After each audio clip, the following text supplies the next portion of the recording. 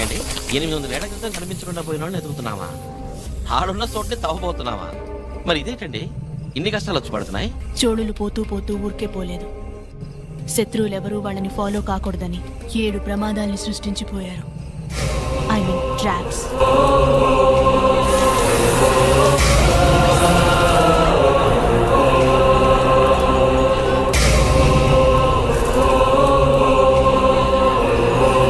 ఆ చోళ యువరాజు వెళ్ళి చేరుకున్న దీని పేరు మింగ్వా ఐలాండ్.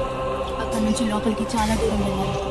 అదంత ఈజీ కాదు, ఎంతో ప్రమాదకరమైందని మా నాన్నగారు చెప్పారు. ముందు ఆయన క్రిమినల్ కనిపెట్టారు.